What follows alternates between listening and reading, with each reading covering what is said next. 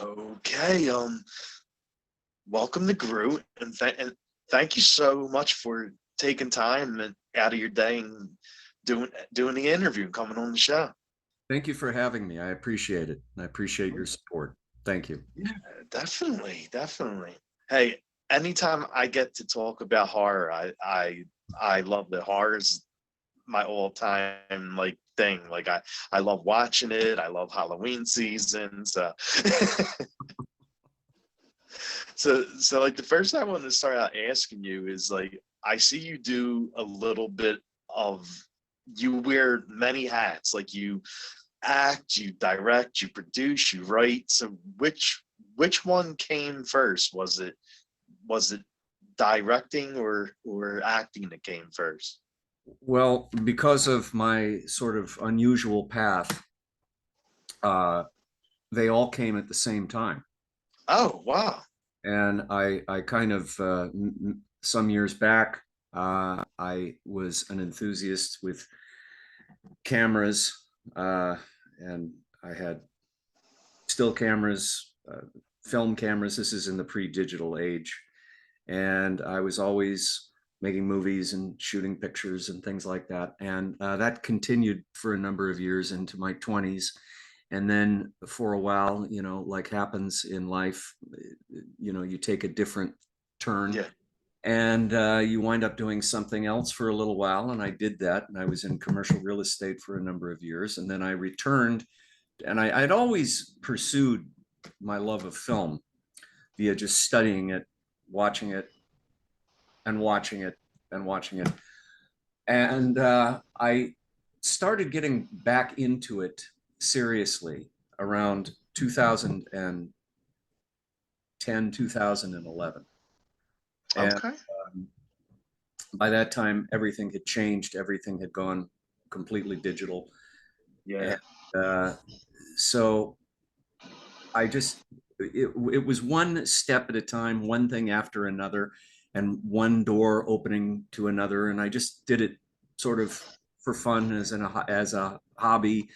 And that turned into doing, the normal path of doing shorts, appearing in other things. I took a lot of classes for writing, filmmaking, uh, acting, what have you. And then one day I just decided, well, I know a bunch of actors. I'm going to write my first feature. And I did. Oh, nice. Naturally, the only person to direct it was me. And then that turned into two, which turned into three. And I was very lucky because I was prepared, but I just happened to luck out and I got a distribution deal on my first feature and my second and Oh, for my wow. third. And by this time, shortly thereafter, about a year or two later, I met Alexander Nevsky, who Hmm. produced the film we're going to talk about in a minute, Night of the Caregiver. And he also produced and starred in our previous film together, Gunfight at Rio Bravo. So it was one thing leading to another and one opportunity presenting itself and me kind of being prepared for that opportunity, I guess you could say. And here I am, and I'm having a marvelous time doing it. I love it, and this Night of the Caregiver, this was my first real horror film. I had done Oh, okay. I had done a thriller horror film some years back, which never got released. Oh, okay. So many of us have stories about, but anyway, maybe someday. Uh, but this one appealed to me, and I liked it. It was quite a bit different than anything else I had read out there, and here we are. Wow, yeah. Because that's what actually I was gonna ask next is how did you wind up getting to be part of the film? Like what drew you to want to do it? Well, Alexander and I had just completed a Western, as I said, called Gunfight at Rio Bravo. Yeah. And several months later, we were having a meeting uh, at the Grand Havana Room in Beverly Hills, having a couple of cigars, and he said, "Now, Joe, what do you think about directing a horror film?" And I thought about it for a minute. Now, I love horror, and you know, my favorite horror movies, by the way, are in no particular order: Rosemary's Baby, The Haunting, The Shining, The Thing, The Omen, The Exorcist. Um, that and I love all the other films too. I love Yeah. Friday the 13th. I love Halloween. I love all of that. But that's kind of my Um, genre of horror. You know, I like that kind of thing. And so he said, "What would you think about doing a horror film?" And I thought about it, and I said, uh, "Sure, I'd consider it, with one caveat: no zombies."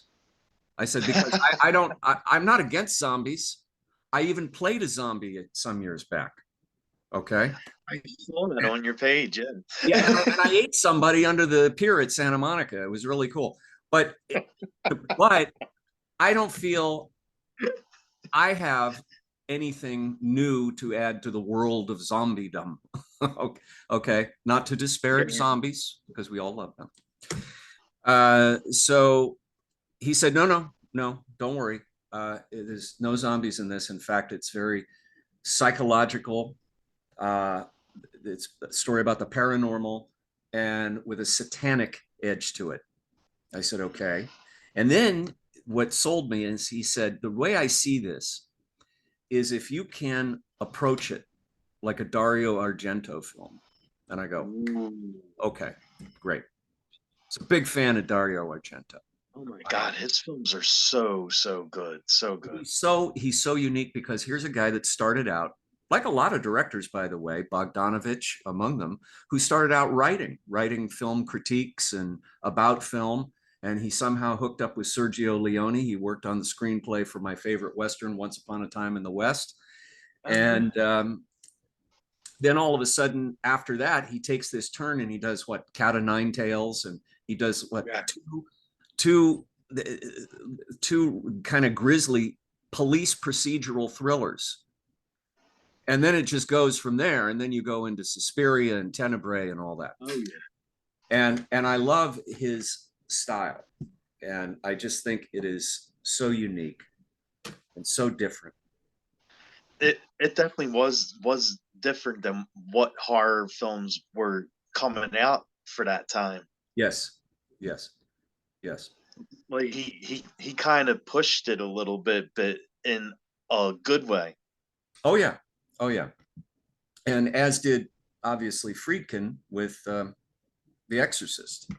Yes, yes, And definitely. we have in Night of the Caregiver, we have a direct correlation to The Exorcist, because Eileen Dietz, who is one of the leads in the film, Hmm. played Pazuzu in the original Exorcist, and Yeah, yeah, that's right. That's right. she's very well known for this, and she's done obviously other things too. She was on General Hospital, but I mean, but she's done a lot of other horror films. In fact, the other day she told me a pretty wacky horror film she was in a while back, and I thought, wow, I got to see this one. This sounds wild. Anyway, I won't give it away, but so she was a lot of fun to work with, and gave me that connection to Friedkin and The Exorcist, and I really appreciated that because he's one of my top guys. And Okay. Yeah, like when I saw that she was going to be part of this film, because me being a huge horror fan, and I saw that her name was attached to the film, and then I saw Eric yep, Rob Roberts, yeah, Roberts, his name was attached to the film. I'm like, okay, I'm 100% sold. good. Eric's a great guy to work with. I hope to work with him again in the near future. Uh, he's so focused, so friendly, so respectful, so just he immediately calms down everybody once he walks Oh in. wow. I was very, I don't get nervous. over anything. But that day, because both his scenes are with me, and I was a little, Yeah. uh-oh.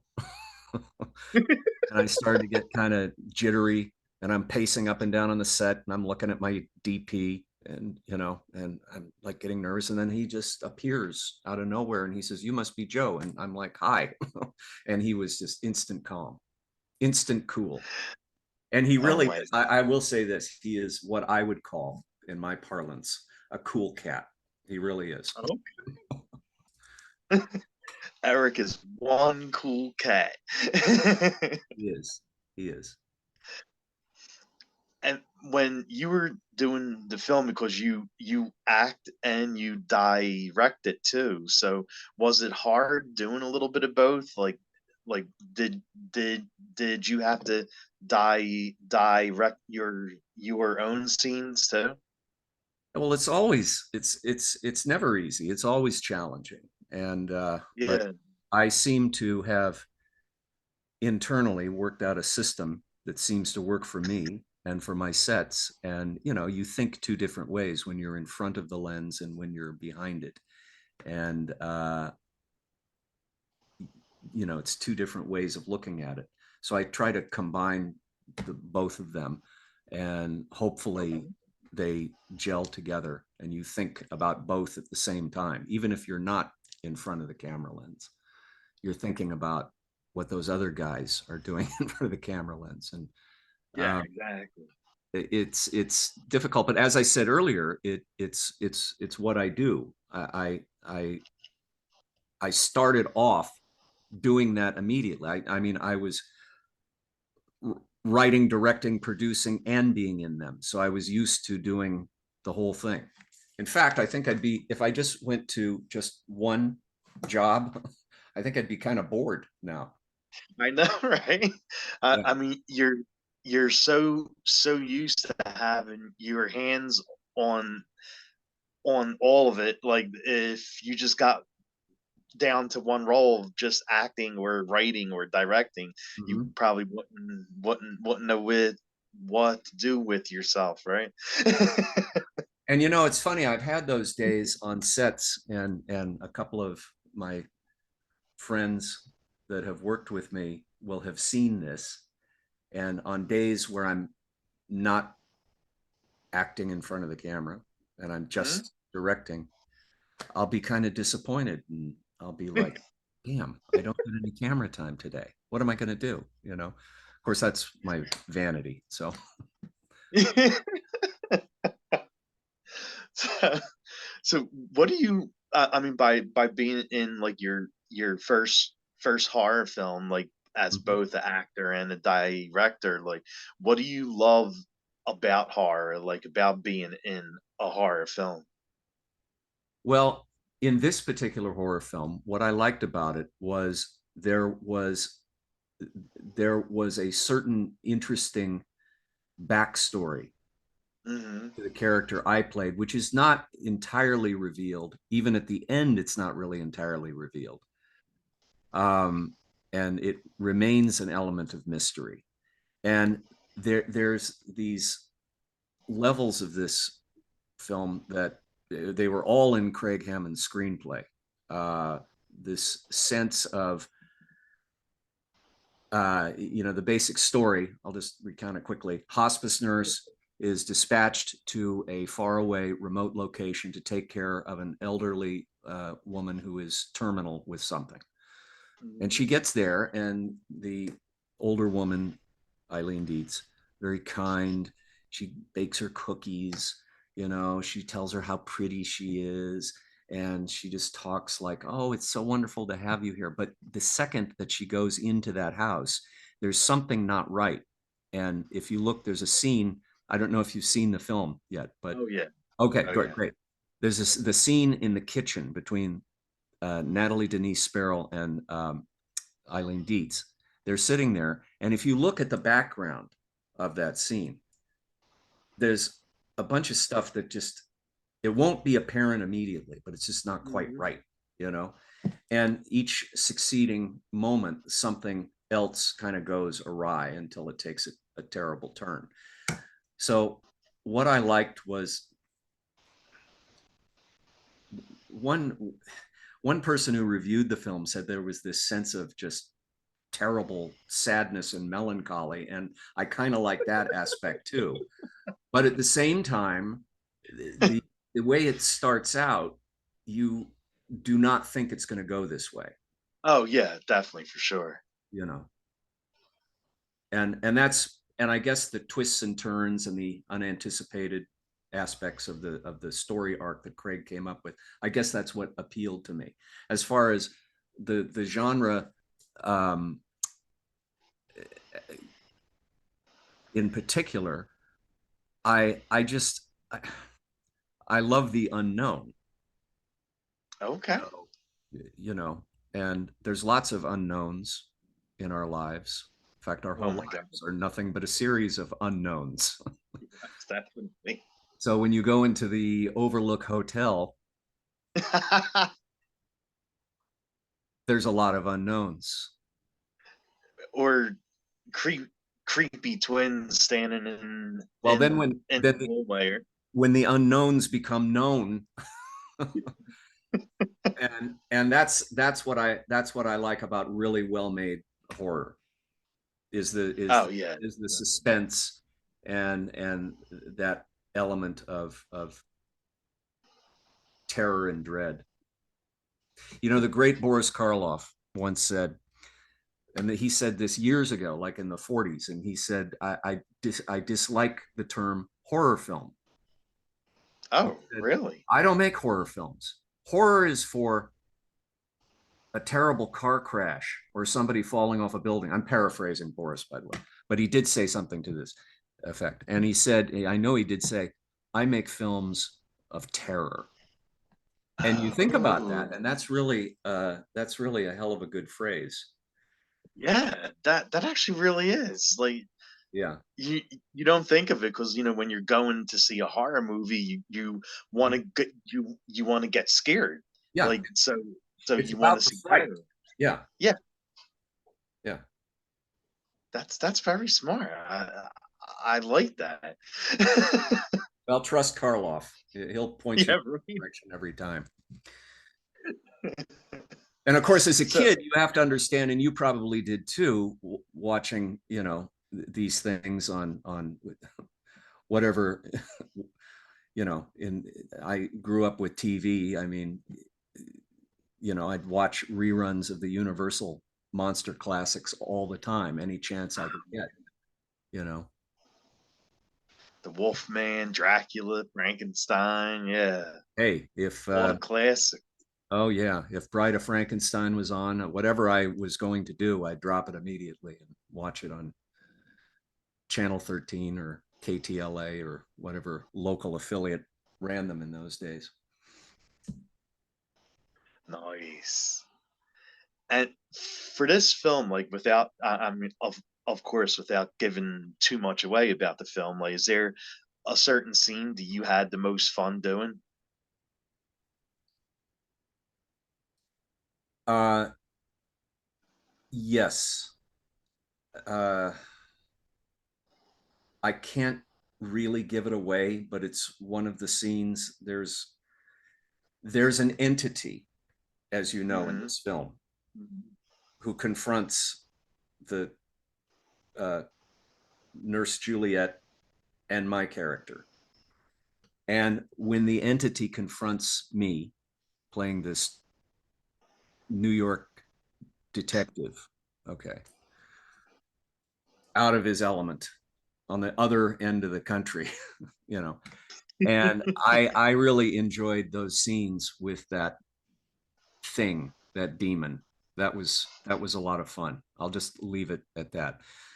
And it was obviously the two scenes I had with Eric. I mean, they were great. I mean, those were highlights for Oh me yeah, personally. That was like just having him there was fantastic. What a thrill! And I've worked with a lot of people, like Don Murray from hmm, who started with Marilyn Monroe and Bus Stop. I've worked with a lot of people, but that scene with Eric, that was kind of thrilling for me. Oh yeah, I mean Eric is like, if you look him up, he's the amount of films that he's done is unbelievable. Like he's done so many different films. I mean, a lot of them are horror, but some aren't. But like he's a legend in the acting world. Well, a lot of, he's one of these guys, he loves to work and he loves to be on, if he could do it, he'll be on set every day because he loves doing it. He loves it. I mean, you can see that though, like just by the way he does his roles for the films. Like you could tell like the passion he has. Yeah. Yeah, absolutely. And like for me, one thing that I love about horror films is the eerie music, like the score of the Mhm. horror films. And how did you guys wind up finding Sean to do the score, the music for the film? Well, Sean Murray has been a good friend of mine, a very close friend for a number of years. And he had scored a movie for me back in 2020. Um, and that was and then he had worked with Alexander Nevsky for about, I don't know, close to a decade prior to that, and done at least, don't quote me, but at least five of Nevsky's films. So Alex and I, though we did not know each other at the time, Mhm. we both knew Sean Murray. And Sean Oh, Murray was responsible for introducing Alexander and myself. So he was oh kind of wow. the bridge that caused these two to meet and do what we're doing today. Sean is the reason. And Sean's score was great, and I thought he did. He did the western prior to uh, this film, but I thought this, and that was great. And he's working on our next western score right now as we speak. Oh, But okay. um, I thought it was interesting that some of the choices he made were kind of some were the classic horror, the driving music, and the very Yes. curious, weird, odd music. It was all great. Everyone seems to enjoy this score. Yeah. But Yeah. Sean is great. Sean's done everything. I mean, he's been working for years. He did Buffy the Vampire Slayer. Oh, really? He did Call of Duty. Oh, Uh, wow. Okay. yeah, he has big big creds. Yeah. I love the score of a You do. horror film. Like like you said, like when someone's driving or when you know that someone's about to be killed, like you always, when that music plays, you know something is going down, you know someone's about to get killed or get hurt. And it's always this score that gives you that feeling like you're bracing yourself to be scared. Hmm. Hmm. Yeah, he really helped provide that atmosphere, and that was so important to me with a thing like this because it's one thing to do a western or a drama or an Mhm. action movie, but it's another thing entirely with a horror film, because if you blow it with the atmosphere, Yeah. your film is lost. Oh yeah, definitely. You got to have the colors and the shading right. You've got to have just the tension right, and the music has to be right. It's very important. Yeah, yeah, for sure. Like John Carpenter, like I don't think Halloween would have had that much of an effect on everybody if it wasn't for John Carpenter doing that classic song. Oh yeah, yeah, yeah. Well, those his films in particular are mind blowing. And Oh my God, yes. I've got a vinyl back here somewhere in the archives of his music that he Oh wrote yeah, because years he actually tours with it too. Like does he, tour. Yeah, he goes from state to state and yeah, plays music from the films. Yeah. yeah, yeah. Brilliant guy. Oh my God, so brilliant. I actually seen one of his shows. He came to Philly. That's where I live at in Philly, and he came to Philly to do a show. I think it was around Halloween time too, and oh my God, it was so good. Like just listening to the music, to the scores, and yeah, it's definitely something to see live. That's great. Yeah, I love his stuff. Oh yeah. And this has nothing to do with the film. Like, what kind Mhm. of music do you like listening to? What's on your playlist?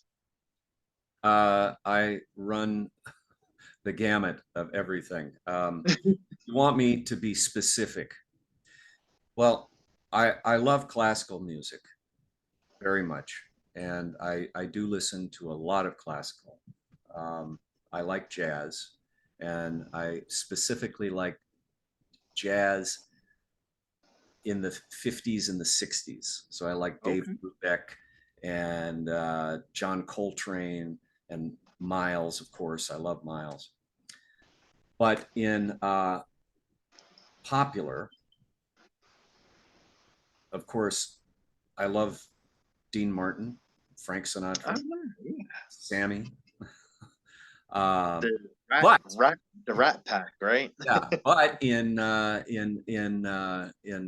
rock, um, I I have a vast vinyl collection here. Trust me, and I have everything right up through Zappa.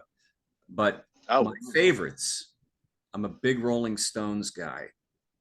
all right. I've seen them a bunch of times. I love them. They just never, they just keep going and going, and they're great. And I love the Yeah, Rolling Stones. I love the Beatles. I love the Aerosmith. Beatles. Um, but the Stones are my, those are my guys.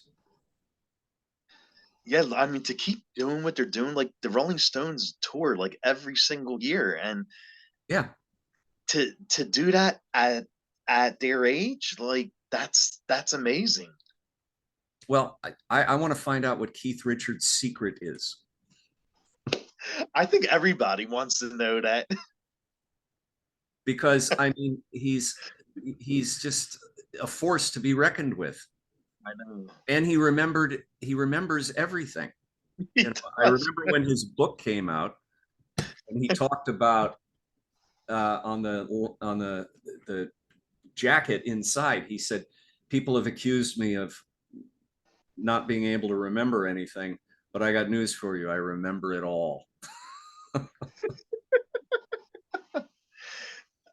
I mean, that could be bad for others that don't want stuff getting out. Yeah, exactly, exactly.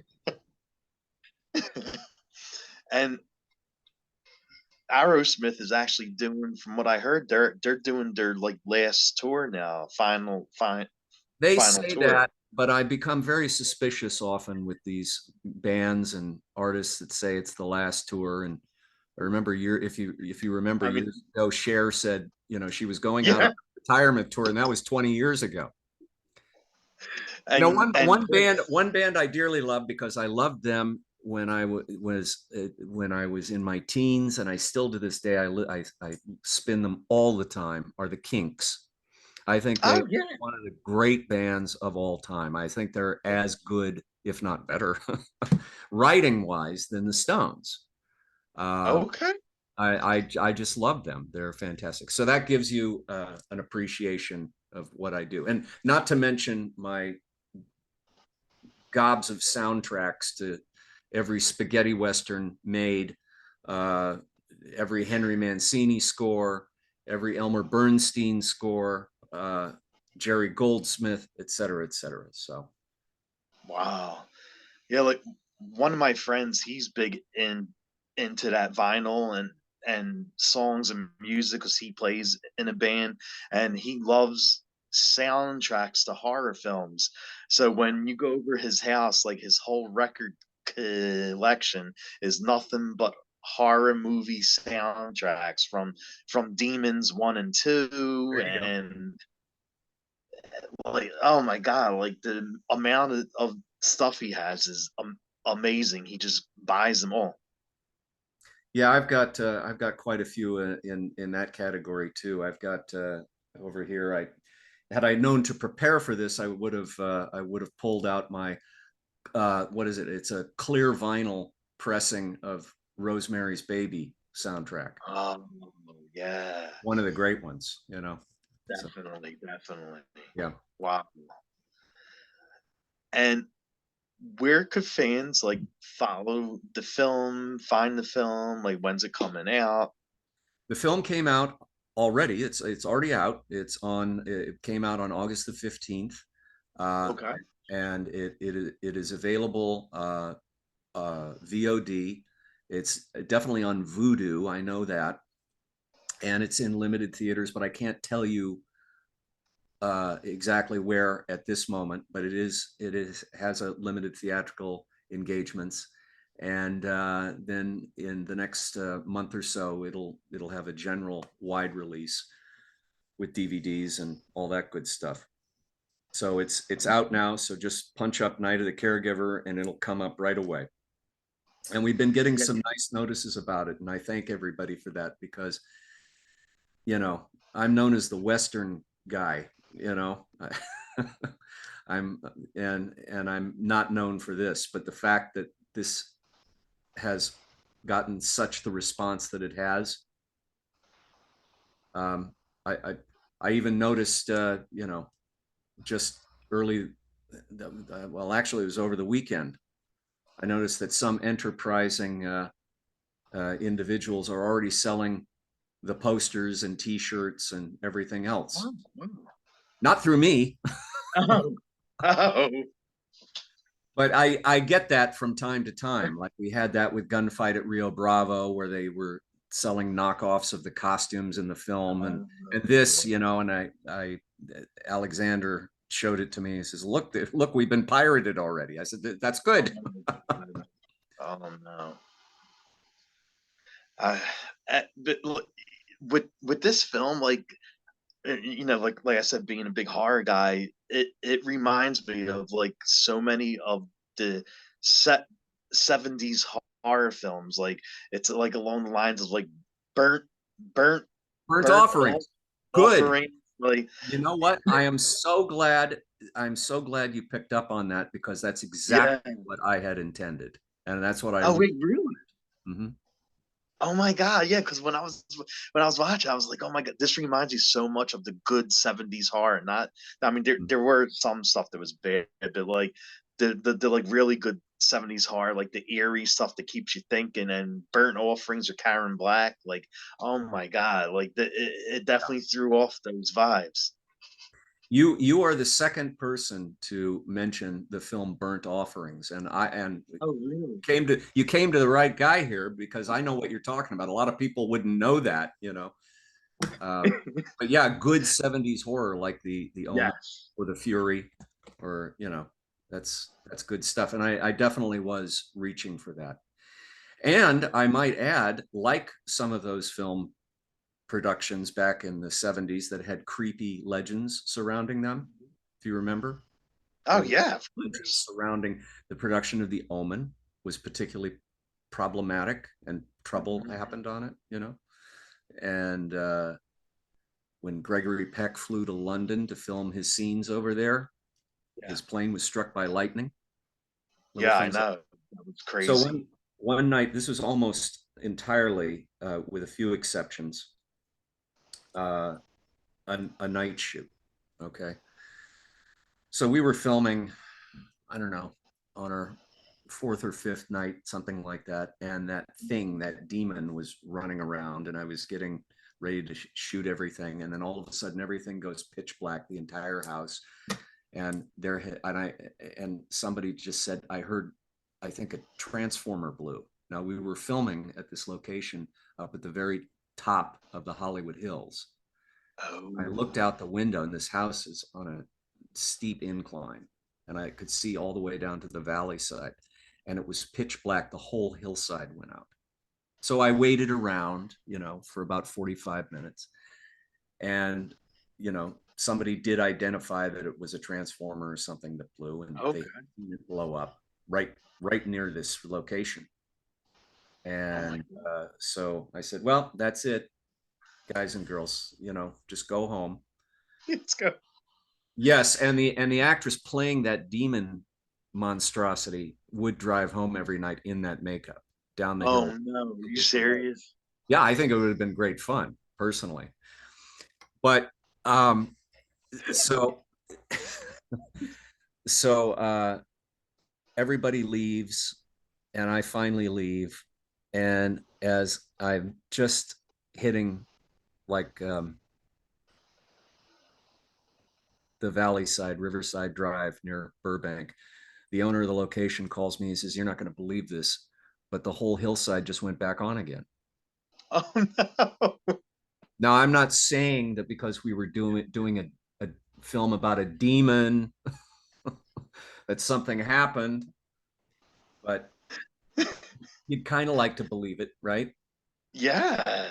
I, I I mean when people do stuff like I mean I believe in that, like that world is natural world with ghosts and demons. Like if you're conjuring up something, it it it might Yeah.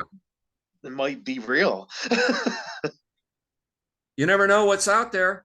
There we go with the Exactly. unknowns again. You see, that's all a part of Welcome to Horror. Yeah, you're right about that. I mean, did you ever hear like the stories behind Pol Pol Poltergeist. Poltergeist too? Oh Like yeah. there was a lot of crazy stuff that happened around that movie. Oh yeah. Oh yeah. And that, maybe they were fiddling around with entities they shouldn't have been. Yeah, exactly. I mean, you never know. Some of the spirits and ghosts you've seen in the film might have been real. Well, when I secured this location, it wasn't our only location, but it was the main location for the character Lillian's house. And it was funny because the owner said, this joint is haunted. I said, it is. Oh yeah. And he told me about the ghost and the background, and I forget the story about it now, but it was reputed to be haunted as well. Okay. So maybe the resident ghost or entity didn't take kindly to the demon in this. I don't know. Probably shut all the lights off. Going to teach these mortals a lesson. So yeah, yeah. And the last question I'll ask is like, where can fans follow you at? They could follow me on Facebook at just punch my name up, Joe Cornet. That's Cornet. They can find me on Instagram. Over there, I am at San Rafael Productions, SanRafael Productions. It's all run together in one word. And I'm all over YouTube, and I do stuff like this, and you could find me there as well. So, but Awesome. primarily Facebook is a good place to find me. Okay. Well, when I post a video, I will send you the link. I'll friend request you on Facebook and Please send the do. link Thank over you. when I have it. You're in Philly, right? And Yeah. it's been a number of years since I've been there, but there was a restaurant I was quite fond of in Philadelphia that has been there for years and years and years in the downtown area. And I want to say it's a seafood restaurant. Does this ring any bells for you? I mean, it's been there for decades. And I can't remember. It's an old school place Huh. with an old school bar. I mean, there's a ton of places in Philly, like seafood restaurants, Well, this is one of the Italian famous restaurants. ones, and I didn't do my due diligence today because I didn't know I was going to be talking with a Philly resident, but I'll find it. And friend on Facebook, we'll go back and forth, Okay. and I'll tell you what it is. But I quite liked that place. Well, I will definitely tell you if it's still there or not when you find out with the name. I'll tell you if it's still up or not. Very good. Well, I want to thank you for your support of the film and for having me on. And I'd love to come on again and talk Oh about my God, anything. yeah. So uh, you're great. I love what you do, and thank you for having me. I appreciate it. Yeah, definitely, man. Thank you. I appreciate having you on, and have a wonderful night and great rest of the week, bud. Thank you. And thanks to everybody for watching. I appreciate it. All right. And